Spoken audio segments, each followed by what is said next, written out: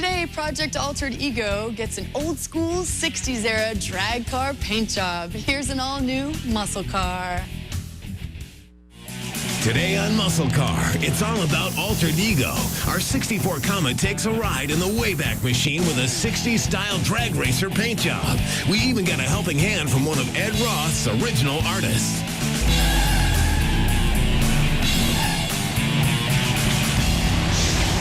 Hey guys, welcome to Muscle Car. I gotta admit, lately, the Comet's been a little neglected, but today, that's gonna change. Because for the next half hour, Altered Ego here is gonna be front and center, getting a brand new air-correct paint job. Getting the Comet ready for a splash of color and a bunch of shine has been one long road. But by the end of the day, this thing's gonna look better than $1 million.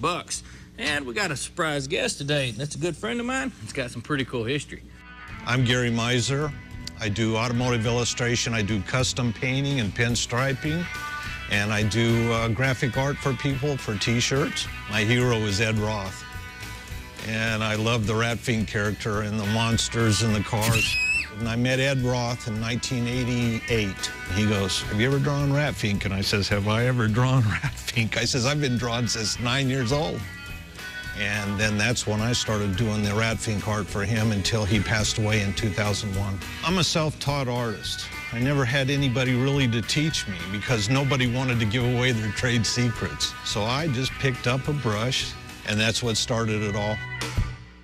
And Gary's not here just for audio input either. Before this paint job's done, he's gonna have a brush in his hand. Now, these paint jobs are known for bright colors and graphics that run from one panel to the next. So before we lay anything out, we need to get everything lined up. She's going to be a wheel standard with a cutting-edge mod motor, but the Comet will also sport a 60s drag racing exterior, right down to some Mr. Gasket hood pins.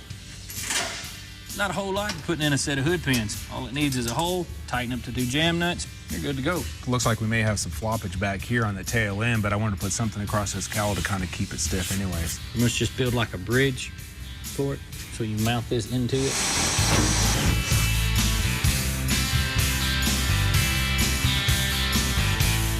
After marking where the pins go, I'll punch a few holes in the hood, and we should be all set.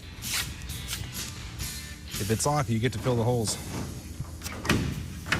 It's time to bring Gary in so we can get our game plan together, what this thing's gonna look like. Well, I've been studying the cars, so I've been looking at it. I've been thinking, well, what are we gonna do with this? Yeah. And I see candy fades, and I see pinstriping. What would plant this in the era that we're going for is basic panel painting with the fades on it. I don't know if we do like a silver inset and then fade it in, or just forget the flake and just stick with the heavier pearls. Or Flake is hard to do, especially if you're wanting to do the big boat flake.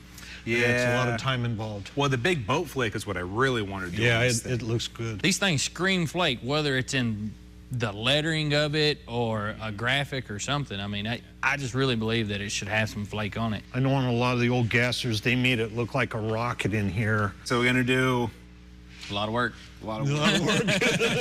Then we'll mask off the panels, do the blue candy on it, pinstripe, do the Altered Ego logos, and it'll look awesome. Sure will. Man, it's gonna look better than awesome. It's going to twinkle, like you said. That's right. Get out your sunglasses. Rick's throwing metal flake at the Comet like there's no tomorrow. Plus, Gary shows us how they hand-painted back in the day.